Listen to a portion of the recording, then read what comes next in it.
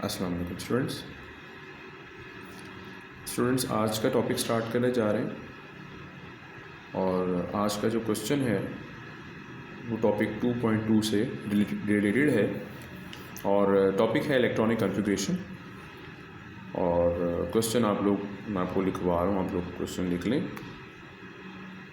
Question है right a detailed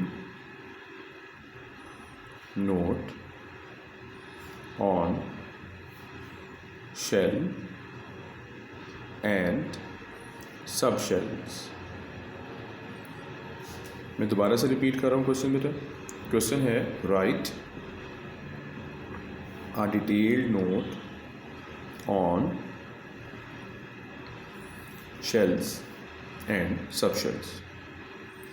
सबसे पहली चीज़ जो आप लोगों ने यहाँ पे स्टार्ट करते वक्त, क्वेश्चन को लिखते वक्त करनी है, वो मेन हेडिंग है जिसमें बारे में हम बात करने जा रहे हैं और वो है शेल्स।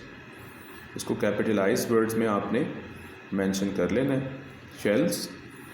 इसके बाद आपने इसकी डेफिनेशन की तरफ आना है।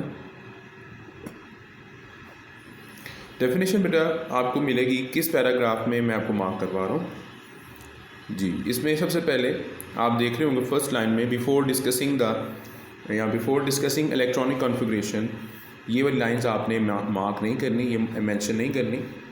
इसके बाद अगली जो लाइंस आप देख रहे हैं, we have learned the structure of atom, it consist of tiny nucleus lying in the centre and electron revolving around the nucleus. ठीक है, ये लाइंस भी आप इसमें मेंशन नहीं करेंगे। एक और लाइन भी इसमें दफ़ा लिखा हुआ है, now we will discuss how the electron revolve around the nucleus. ये 3-4 लाइंस आप फर्स्ट वाली नहीं मेंशन करेंगे जी। इसके बाद जो लाइन है वो डेफिनेशन है शेल की। The electrons revolve around the nucleus in different energy levels or shells according to their respective energies.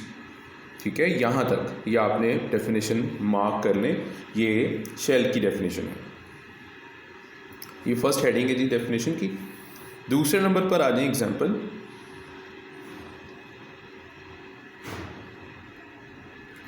Example में बेटा आपने हेडिंग बनाने के बाद आपने इसकी एग्जाम्पल में लिखना क्या है वो आपको मैं बता रहा हूँ। वो है के शेल कैपिटल में, एल और एम। ठीक है, ये आपने एग्जाम्पल में लिख देना है, capital K, capital L, capital M.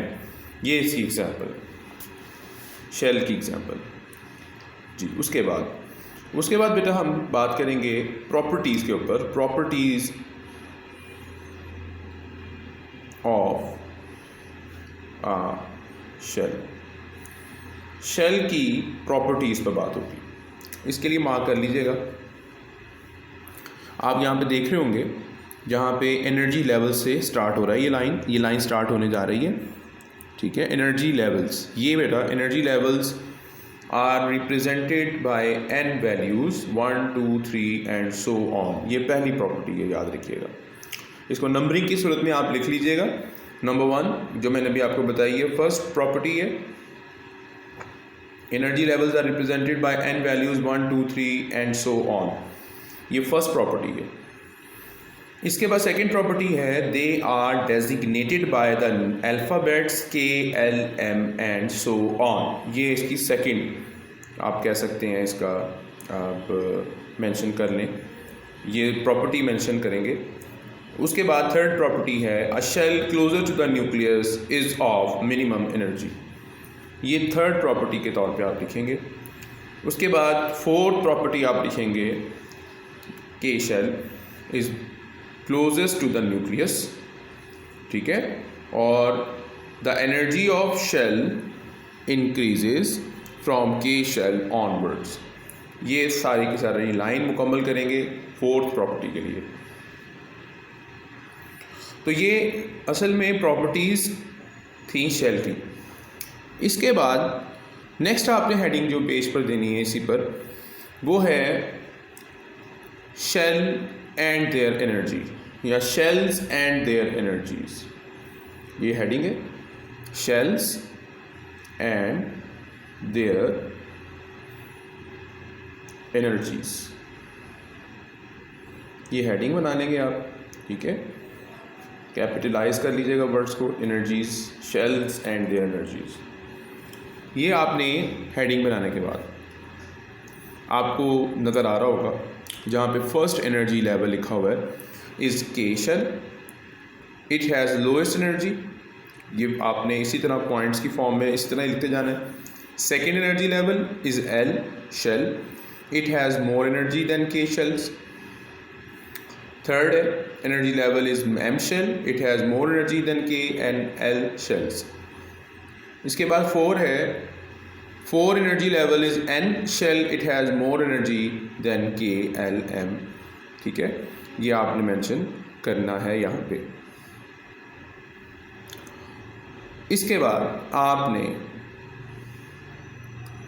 जो यहाँ तक डिस्कशन की है शेल्स की और एनर्जीज़ के ऊपर, ये बता लेना है आपने, ये ऐड कर लेना है, ठीक है। और इसके बाद आगे जो लाइंस आप देख रहे हैं, in simple word shells are the main energy levels that electrons can occupy. ये हेडिंग आप इसी तरह से जो आप ये लाइन आपके सामने मौजूद है, इसको आप ऑप्शन के तौर पे हेडिंग बना सकते हैं शेल्स की, जो मैंने आपको स्टार्टिंग में बताई है।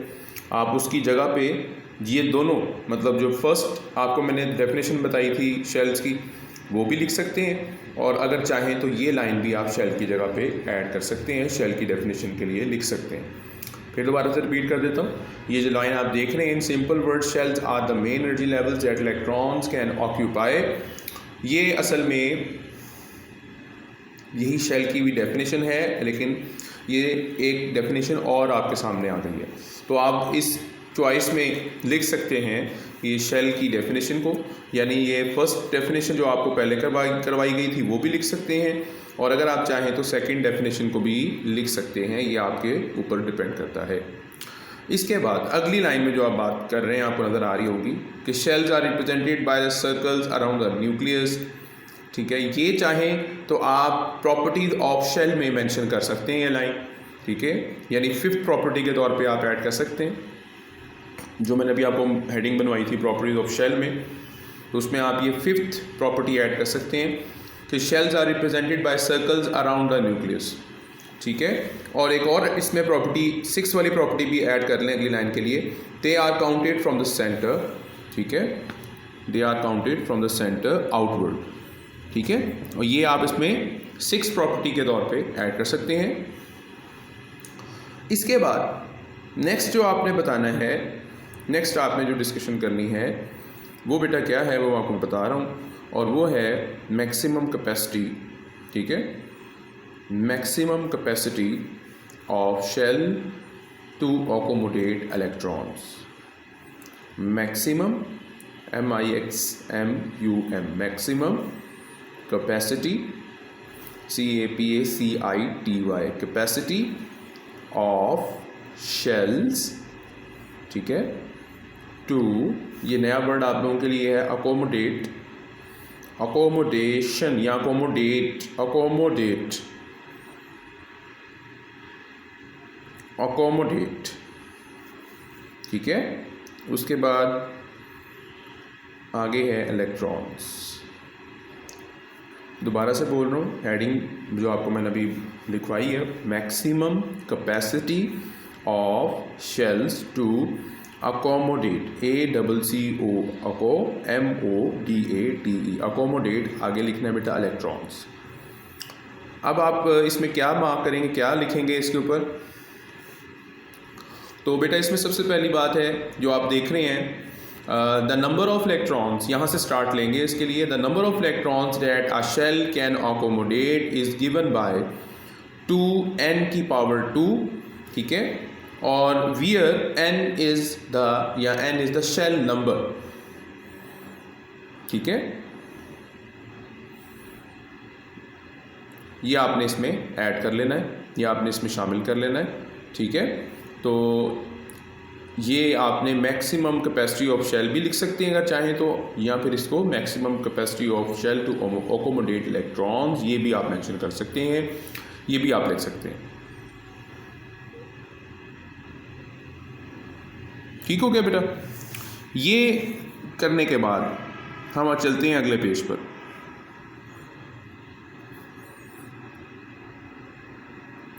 इसके बाद अगले पेज पर आप देख रहे होंगे एक हेडिंग बना लीजिएगा और वो हेडिंग है सब शेल की। ठीक है, आप देख रहे होंगे पेज नंबर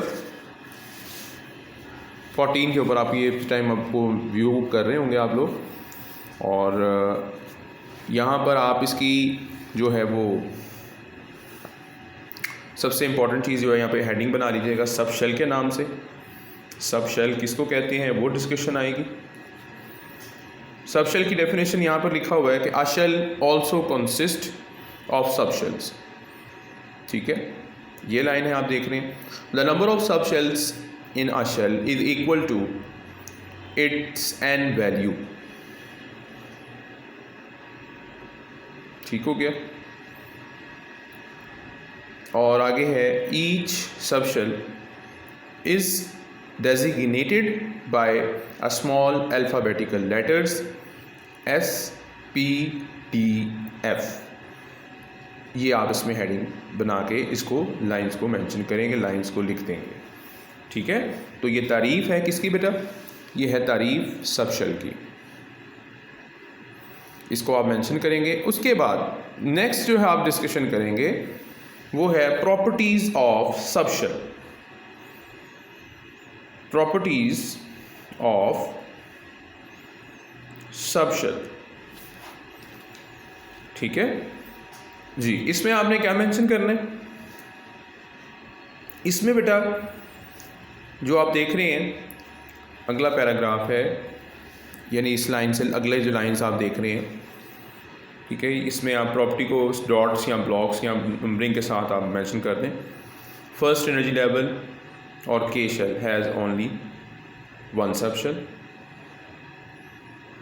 ठीक हो गया, called as subshell, या फर्स्ट प्रॉपर्टी मेंशन करेंगे।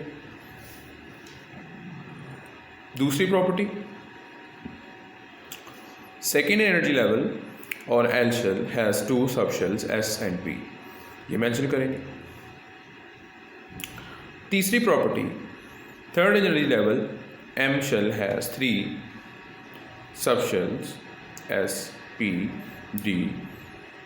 ठीक है, और फोर्थ पे आप मेंशन करेंगे फोर्थ एनर्जी लेवल और N shell has 4 subshells S, P, D and F।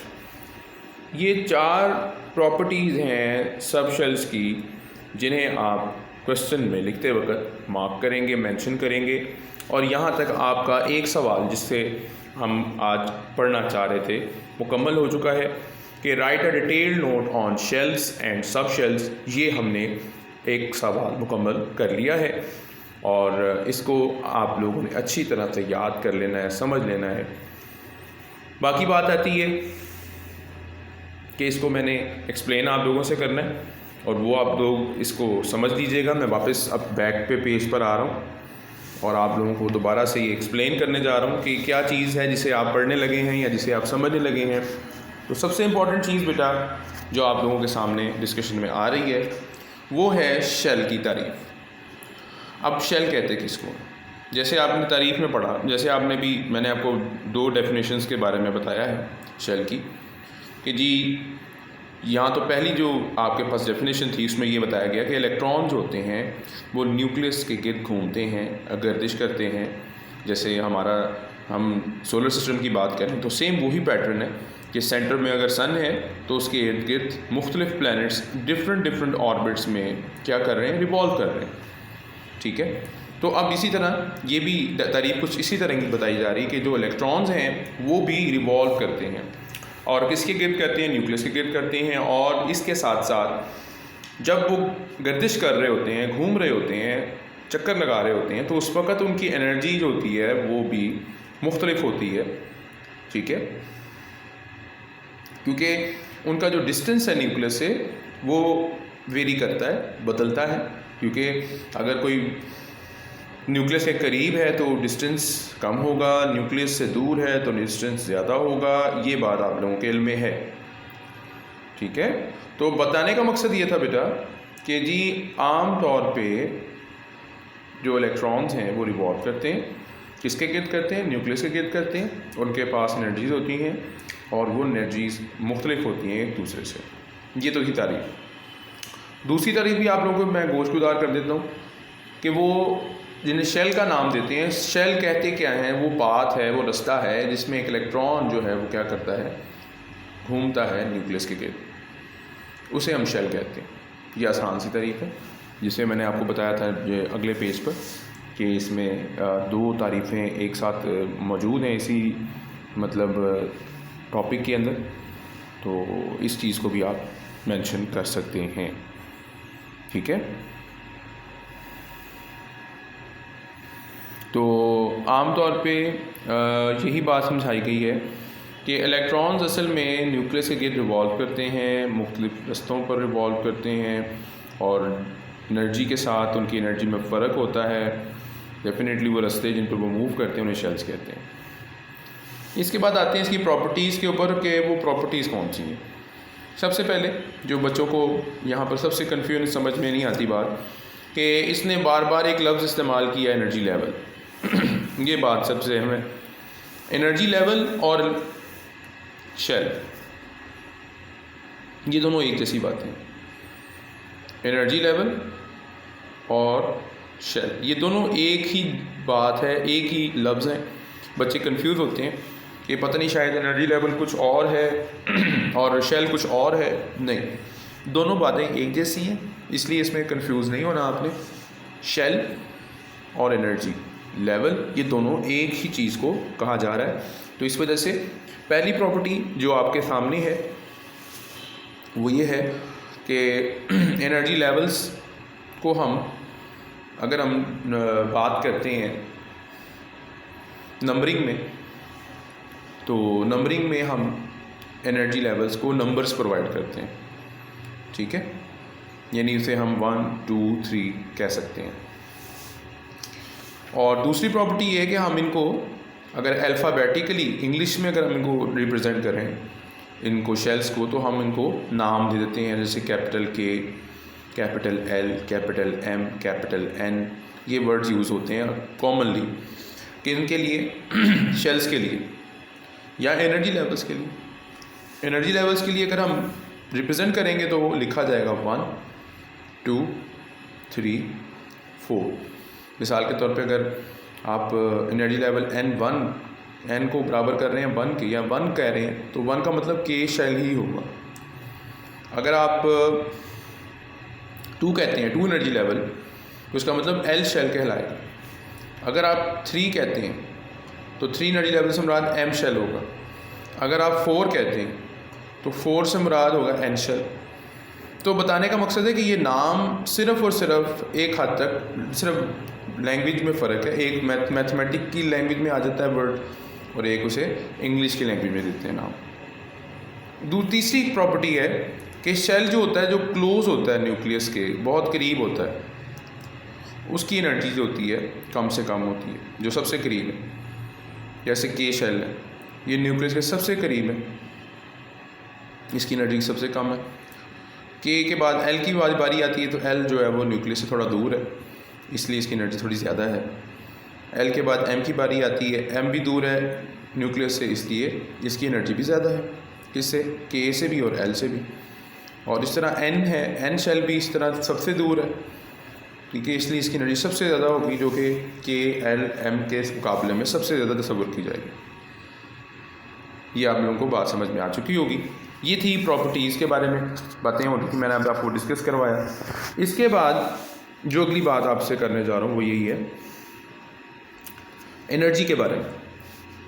Energies के बारे में अगर बात करें तो शेल की एनर्जीज़ के बारे में आप लोगों को बता दिया मैंने कि के शेल है उसकी सबसे कम एनर्जी होती है। फर्स्ट शेल कहते हैं उसको, फर्स्ट एनर्जी लेवल भी कहते हैं। दूसरा एनर्जी लेवल जो है वो एल शेल है, इसकी एनर्जी थोड़ी सी के से ज़्यादा होती है। और अगर तीसरा शेल देखें तो एम शेल है, उसकी एनर्जी के एल के मुकाबले में ज़्यादा होगी। और अगर 4 शेल देखें तो एन शेल है, उसकी एनर्जी के एल एम तीनों से ज़्यादा होगी। ठीक है, तो ये बातें आपको मैंने बता दी हैं। अच्छा, इसी तरह मैंने आपको बताया था कि कुछ 2 प्रॉपर्टीज़ और भी ऐड होंगी यहाँ पर कि शेल्स को जब रिप्रेजेंट करते हैं तो सर्कल से रिप्रेजेंट करते हैं। जैसे आप देख रहे होंगे डायग्राम में, डायग्राम आपको नज़र आ रही है 2.5 में ब्लू सर्कल्स नज़र आ रहे हैं आपको। ये ब्लू सर्कल्स असल में क्या है, ये शेल्स हैं। और शेल्स को आपको देख रहे होंगे नाम भी दिए हुए हैं KLMN। और अगर आप इनको एनर्जी लेवल्स कहें तो इसको आप मैथमेटिक्स की लैंग्वेज में 1 2 3 4 एटसेट्रा कह सकते हैं। और जब आप इनको काउंट करते हैं तो कहाँ से करते हैं, सेंटर से करते हैं, यानी K शेल से काउंट करेंगे। नंबर ऑफ़ शेल्स को काउंटिंग कहाँ से करेंगे आप, K शेल से। ठीक है, तो नंबर ऑफ़ शेल्स की काउंटिंग K शेल से होगी, ये बात आप मेंशन कर लें। इसके बाद आती है मैक्सिमम कैपेसिटी के ऊपर कि एक इलेक्ट्रॉन जहाँ पर रहता है उस शेल में, उस शेल के अंदर कैपेसिटी कितनी होती है इलेक्ट्रॉन्स को रखने की, तो वो बताई जा रही है। कि इसमें एक फार्मूला बड़ा आसान सा वो डिस्कस कर रहा है कि जी इलेक्ट्रॉन्स किसी शेल में रहते हैं तो वो किस रूल के मुताबिक रह सकते हैं एक शेल के अंदर। तो उसमें एक रूल बताया हुआ है 2n⁻²। ये बहुत अहम रूल है, इसे याद रखना है आप लोगों ने। ये रूल आप लोगों के काम आएगा आगे, इसको हम इम्प्लीमेंट भी करेंगे इलेक्ट्रॉनिक कॉन्फ़िगरेशन को प्रैक्टिकली करते वक्त। ठीक है, तो 2n⁻² जो है वो क्या है जी, वो इलेक्ट्रॉन की एक तादाद को के लिए है जो कि किसी शेल में गुजार सकती है अपने आप को या रह सकती है।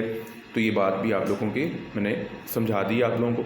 इसके बाद आते हैं नेक्स्ट हेडिंग के ऊपर, सब शेल के ऊपर, कि सब शेल क्या होता है। शेल तो आपको नज़र आ रहे हैं, आपने शेल के बारे में पढ़ लिया। ठीक है, अब आते हैं सब शेल। सब शेल का मतलब ये है, जैसे मैं इसको समझाता हूँ ऐसे कि एक आपने फॉर एग्ज़ाम्पल प्लेस या प्लॉट की बात करते हैं, बिल्कुल खाली है, उस पर कोई तामीर नहीं है, उस पर कोई चीज़ मौजूद नहीं है। अगर आप उसके ऊपर घर कंस्ट्रक्ट करते हैं, ठीक है, तो उसकी पहली मंजिल बना लेते हैं। ठीक है, और आप उसको पहली मंजिल को बनाकर उसके बाद उसकी कंस्ट्रक्शन को रोक देते हैं। घर तो बन गया आपका।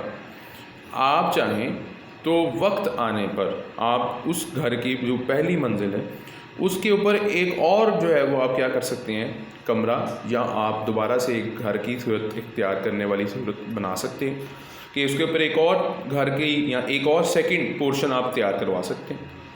और अगर आप मज़ीद इसमें ताख़ीर करें, थोड़ा सा और टाइम ले लें, 2 पोर्शन बनाने के बाद आप उसी कंस्ट्रक्शन को रोक लें और फिर आपके पास वक्त आने पर दोबारा एक गुंजाइश पैदा होती है तो आप तीसरा पोर्शन भी क्या करते हैं, घर की तामीर के ऊपर या घर में उसी पोर्शन के ऊपर, दूसरे पोर्शन के ऊपर एक तीसरा पोर्शन भी डेवलप कर लेते हैं। तो बताने का मकसद ये था कि ये जो सब शेल्स हैं, सब शेल्स की बात हो रही है, ये असल में शेल्स के अंदर ही होते हैं, शेल्स के अंदर ही स्पेस है। ठीक है, और जो कि आप यूँ कह सकते हैं कि जिस तरह मैंने आपको बताया कि एक स्पेस है, एक प्लॉट है, उसके ऊपर आप अपना घर बनाते हैं तो उसके ऊपर पहली मंजिल में आप उसको कंस्ट्रक्शन के बाद रोक देते हैं। तो चाहें तो आप दूसरी मंजिल के लिए भी कंस्ट्रक्शन स्टार्ट कर सकते हैं, लेकिन आपको पता है कि इसके ऊपर एक मंजिल और बनाई जा सकती है। ठीक है, एक और जो है पोर्शन बनाया जा सकता है, ये आपकी सोच पहले से होती है या आपको पता होता है। ठीक है, तो सेम यही पैटर्न है सब शेल्स का कि शेल्स तो मौजूद हैं, शेल्स लाइक अ प्लॉट, और उसमें जो आपने पोर्शन बनाने हैं वो आपकी मर्ज़ी है। आप कितने पोर्शन बना सकते हैं वो आपके इलेक्ट्रॉन्स की तादाद के ऊपर भी इन्हिसार करता है कि अगर घर के अफराद ज़्यादा हैं मिसाल के तौर पे, तो आप उसके लिए पोर्शन भी क्या करेंगे, ज़्यादा बड़ा कर लेंगे, या उसके ऊपर पोर्शन आप एक और बना लेंगे कि अफराद ज़्यादा हैं, उनके रहने की जगह कम पड़ गई है, अब मैं एक पोर्शन और बना के इस कमी को पूरा कर सकता हूँ। ये आपके पास एक अपॉर्चुनिटी होती है। ठीक है, सेम यही है कि आप एक शेल है, एक शेल आपके पास लाइक अ प्लॉट है, और आप चाहें तो उसके ऊपर मज़ीद जो है वो क्या कर सकते हैं, सब शेल्स को, पोर्शंस को ऐड कर सकते हैं। तो इसे हम यहाँ पर एक सब शेल की ये लिए एक लॉजिक कह सकते हैं, एक कॉन्सेप्ट कह सकते हैं। तो यहाँ पे तारीफ़ भी आप लोगों को जो है वो बताई जा रही है, जो मैं अगले पेज पर आपको लेके जाऊँगा, कि अगर एक शेल की बात करें तो शेल के अंदर ही सब शेल्स होते हैं। ठीक है, और जो सब शेल्स हैं वो बराबर होते हैं, किसके बराबर होते हैं जी, ज़ाहिर बात है एनर्जी लेवल के बराबर होते हैं। ये बात बड़ी अहम है जो आप लोगों से मैं करने जा रहा हूँ कि सब शेल्स जो होते हैं, सब शेल्स, ठीक है, सब शेल्स हैं तो उनकी जो आप यूँ कह लें कि तादाद होती है सब शेल्स की किसी भी शेल के अंदर, वो असल में डिपेंड करती है किसके ऊपर डिपेंड करती है, उसकी एनर्जी लेवल पर डिपेंड करती है। अब एनर्जी लेवल मैंने आपको बता दिया, जैसे n इक्वल्स टू 1, फिर 2, फिर 3, फिर 4, यानी 1 है तो K है, 2 है तो L है, 3 है तो M है, 4 है तो N है। तो ये जो K, L, M और N, ये असल में जो आपके सामने मैंने बोले हैं अल्फाज, ये शेल्स को रिप्रेजेंट करते हैं। और जो 1, 2, 3, 4 ये असल में ज़ाहिर करते हैं किसको बेटा? N को, यानी एनर्जी लेवल्स को। तो ये बात बड़ी इंपॉर्टेंट उसने यहाँ पे बताई है। इसका क्या फ़ायदा है मैं आपको भी बताता हूँ। क्या रीज़न है, इसने क्यों कहा है कि जी अगर किसी भी शेल की बात करें तो किसी भी शेल या एनर्जी लेवल में देखा जाए तो उतने ही सब शेल्स होंगे जितना नंबर उसका अनाउंस होगा, जितना नंबर उसको एलोकेट होगा शेल को या एनर्जी लेवल को। तो ये बात भी इसमें ऐड करनी है आपने डेफिनेशन में। और उसके बाद ये भी आप बताएंगे कि हर सब शेल की बात अगर हम करें तो उसको रिप्रेजेंट करते हैं किससे? स्मॉल अल्फ़ाबेट से, S, P, D और F से रिप्रेजेंट करते हैं। ये उनके अल्फ़ाबेटिकल नेम्स हैं, लेकिन इनको स्मॉल केसेस में रिप्रेजेंट करना है सबको, S, P, D और F। ये आपके पास सब शेल के लिए ठीक हो गया। ये बात आप लोगों को अंडरस्टैंड हो गई।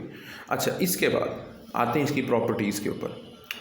जी, सबसे पहली बात मैं आप लोगों को बता दूं, जो भी ऊपर मैंने आपसे कही कि जी किसी भी शेल के अंदर, बेसिकली किसी भी शेल के अंदर हम बात कर रहे हैं कि अगर कोई शेल है तो उसमें सब शेल जो होंगे उनकी तादाद शेल के नंबर के बराबर होगी।